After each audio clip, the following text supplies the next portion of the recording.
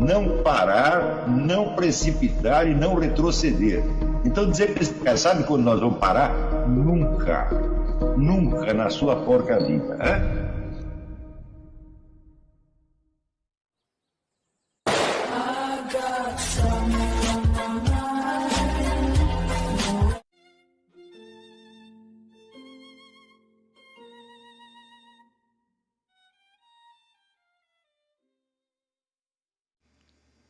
E aí pessoal, tranquilo?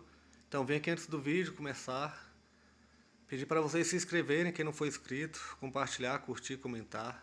Quem puder seja membro do canal, que isso ajuda bastante. Tem também o link do Apoia-se. Quem puder ajudar nosso canal e apoiar financeiramente vai ser muito bem-vindo. Mas o mais importante é transmitir o conteúdo e os conhecimentos do professor Olavo de Carvalho para mais e mais brasileiros. Então compartilhe e ajude aí nossa causa. Muito obrigado a todos os membros, apoiadores do canal. Fico muito feliz. Tenho certeza que a gente está no caminho certo. Então fiquem com o vídeo e até mais. Valeu!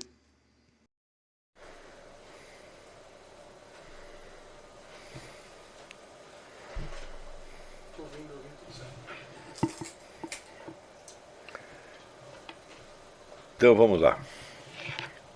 Primeiro, antes de tudo, vocês me viram fazendo uns gestos estranhos aqui. Eu estava contando a história quando eu estava no México. O sujeito lá fazendo um sanduíche para mim, daí ele enfiava a mão dentro da calça, coçava o saco e voltava ao meu sanduíche.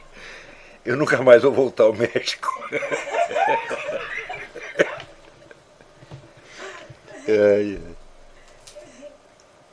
Então, Vitor Penteado pergunta. Em primeiro lugar, gostaria de parabenizá-lo pela sua explanação, como sempre. A pergunta é correto afirmar que a guerra cultural e a atuação de seus agentes históricos, desde o seu início, acontece somente no Ocidente? Sim. Sim, não há a menor possibilidade de um país ocidental fazer uma guerra cultural dentro da União Soviética. No máximo, o máximo que se fazia era, por exemplo, as transmissões da Rádio Europa Livre, que chegavam em alguns países da União Soviética, e algum apoio dado, vamos dizer, a dissidentes que fugiam. Esse foi o máximo que se pôde fazer. Certo? Mas dizer que algum país ocidental chegou a influenciar a cultura soviética era absolutamente impossível. Dizer, no confronto com uma ditadura comunista, uma democracia está completamente em desvantagem, porque você compara, por exemplo, você vê o número de livros que existem sobre a CIA nos Estados Unidos, é um oceano. Tem muito menos sobre a KGB, é menos de 5%. Então isso quer dizer que os americanos são mais atentos a não serem enganados pela CIA do que a serem enganados pela KGB. Agora, e na União Soviética, quantos livros haviam denunciando as ações da KGB na União Soviética? Nenhum, porque todas as editoras são do Estado, aliás, controladas pela KGB. Uma das funções da KGB era controlar o movimento editorial. Se nós supor que a cortina de ferro foi de certa forma uma estratégia de proteção e acobertamento da ação comunista, inviabilizando a entrada de forças contrárias, seria uma leitura equivocada? Não, uma leitura certíssima.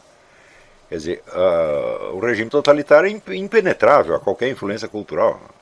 É absolutamente impossível. Agora, o que você pode fazer é criar, vamos dizer, uma cultura antitotalitária no exterior, como de fato se criou. Mas mesmo isso, com um atraso formidável. Você veja, a primeira iniciativa cultural antissoviética foi o Congresso pela Liberdade da Cultura, realizado em Berlim em 1956, com o financiamento da CIA. Não é nada mais justo. Quer dizer, agora o pessoal denuncia, olha, estava a CIA por trás, falou, mas era obrigação da CIA financiar aquilo. Né? Quer dizer, a KGB estava financiando iniciativas culturais soviéticas desde os anos 20. Os americanos entram na concorrência com um atraso de 36 anos, o pessoal ainda acha ruim. Aliás, existe um livro sobre isso, cuja tradução foi publicada no Brasil, né? Denunciando, olha, o Congresso para a Liberdade da Cultura foi uma operação da CIA, etc, etc. E isto foi traduzido no Brasil. Agora o material sobre a KGB não tem praticamente nada.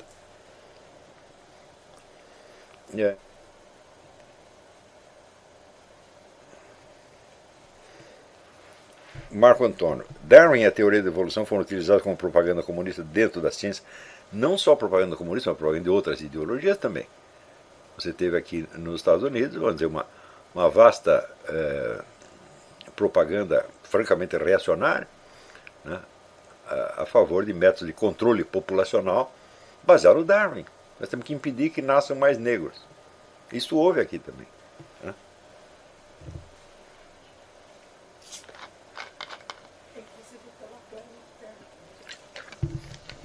A Planned Parenthood começou fazendo isso. O objetivo deles era suprimir os negros.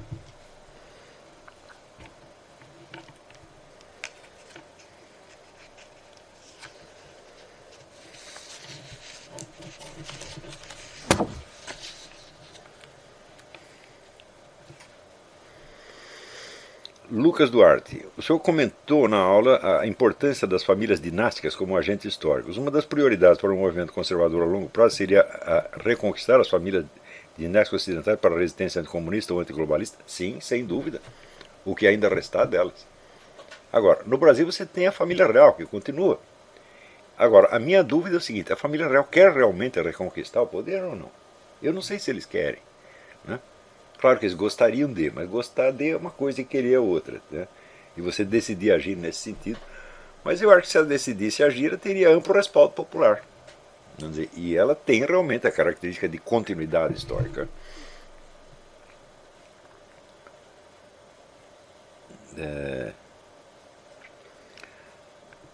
João de Oliveira, a paz perpétua de Kant influenciou as bases do globalismo mundial 100%.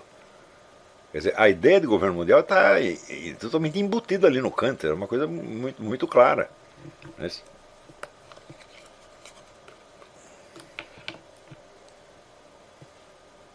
Daniel Júnior, a ação histórica para acontecer precisa de um marco, um começo. No caso do Brasil é possível identificar. Bom, eu acho que a única ação histórica contínua que nós temos é de ordem comunista. Isso pode remontar à fundação do próprio Partido Comunista, mas a ação comunista foi incipiente durante muito tempo. Então,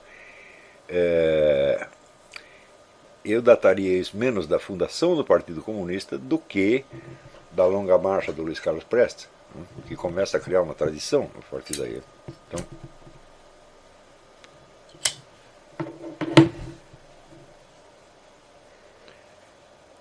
o Anderson Ganda perguntou: o retorno da monarquia no Brasil poderia fornecer um referencial de conservadorismo dinástico para a sociedade? Sem sombra de dúvida. Eu acabei de dizer isso. Ele pergunta: a família real pode cumprir esse papel? Eu acho que isso, no momento só ela pode cumprir esse papel. Ela é o último fator que nos liga à origem do Brasil. No Brasil tudo se torna difícil porque o passado histórico está apagado. Apagado até fisicamente.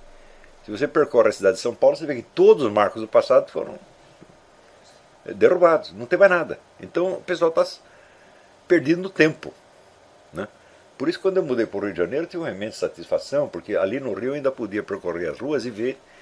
Né? Eu me lembro ainda hoje, eu percorrendo ali a praia, Copacabana, e vi o lugar onde tombou o Siqueira Campos. Né? Então ali o Forte Copacabana na esquina, aqui, o homem caiu aqui. Caiu. Então você tem essa referência do passado. Né? Em São Paulo não tem mais nada. Em vários lugares ainda tem. Né?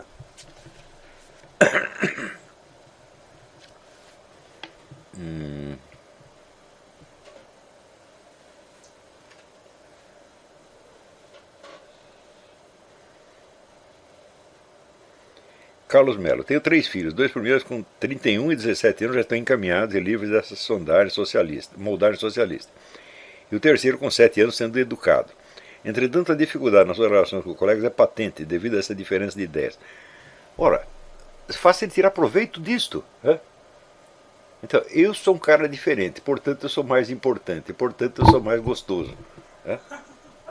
É isso que tem que fazer. Agora você ficar acuado porque você é diferente, fala, não, eu sou muito melhor que todos vocês, é assim que tem que ser. Né? Ensina o garoto a se orgulhar da família que tem, do pai que tem, tá certo?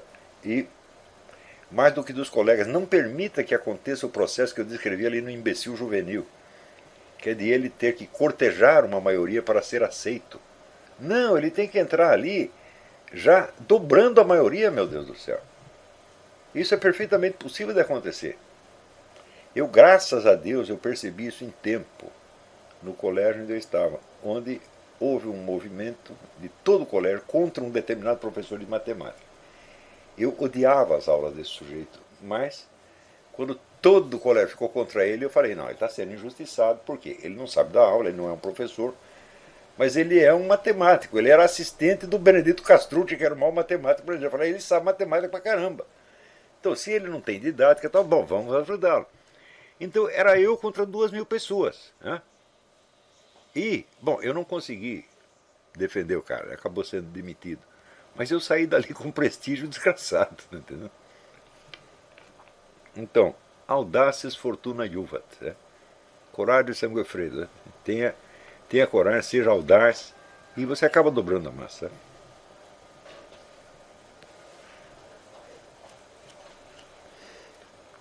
Olha, a pior coisa que existe é carência afetiva. Você querer que as pessoas te amem. Você tem que escolher quantas pessoas você quer que te amem, e os outros você tem que intimidar. Né? E ali a nova do Maquiavel, é melhor ser temido do que amado. Né?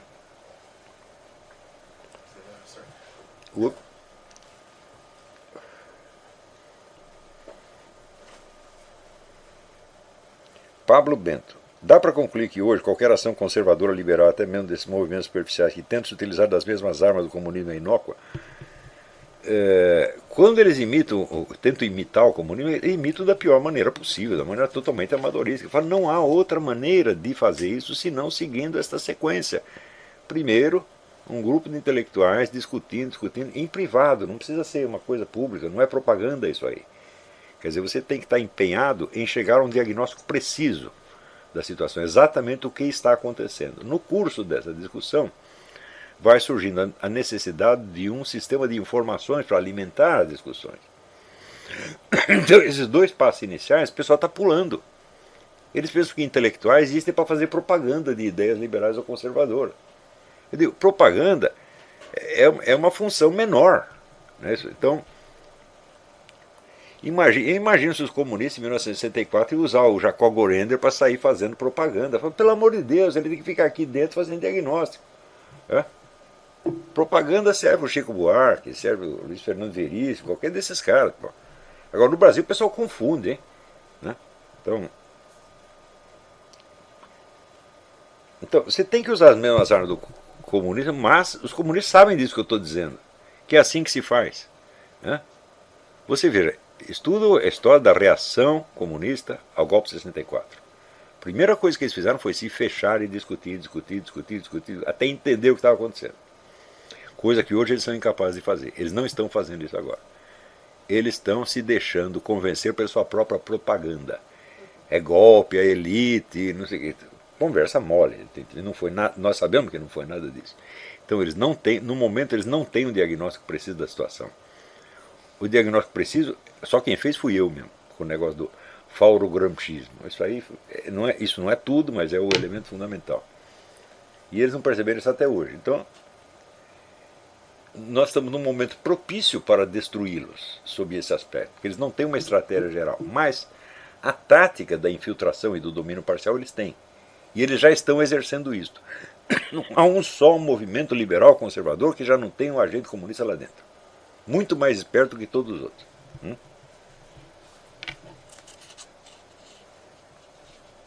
Sérgio Leonardo Teresina. Como montar um serviço de inteligência? Eu tenho alguma referência para pesquisa? Comece a ler o livro do Washington Platt e comece a produzir informes de inteligência sobre isso, sobre aquilo, tal organização, tal pessoa, tal publicação, tal universidade. Um por um. Vocês têm que ter informação sobre tudo. Tudo. Agora, isso é trabalho para muita gente, é um trabalho anônimo, é um trabalho de formiguinha, é um trabalho sem recompensa. Mas se tantos comunistas se dispõem a sacrificar suas vidas para criar uma porcaria que jamais vai existir, tá certo? Por que vocês não se dedicam a isso para fazer por alguma causa viável, possível, benéfica, etc, né?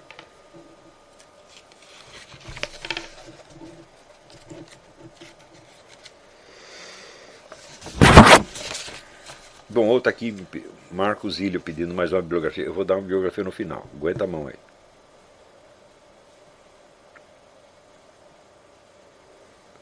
Bia Kicis. Os comunistas tomaram para si os nossos valores, liberdade, democracia e direitos humanos, coisas aspiradas por todos. Usam para si as palavras que seduzem os jovens como progressistas. Bom, o domínio do vocabulário é uma coisa fundamental. Foi nos anos 20 que o Stalin ordenou que os intelectuais qualificados para isso se apropriassem das redações de todos os dicionários do mundo. Né? Ou seja, nós estamos apenas um século atrasados. o domínio do vocabulário se dá através do quê? Da literatura, do cinema, do teatro. Né? Então cada um desses jogos verbais tem de ser analisado, desmontado e substituído. Vejam, por exemplo, eu acho que o tipo de análise que eu fiz sobre o Leonardo Boff, uns tempos atrás, eu não lembro nem o título do artigo, é a análise de 2 páginas do Leonardo Boff, onde toda a estratégia verbal dele está ali desmontada, mostrando como funciona. Tá certo? Fazer esse tipo de análise é muito importante, mas tem que fazer de monte. Não é isso?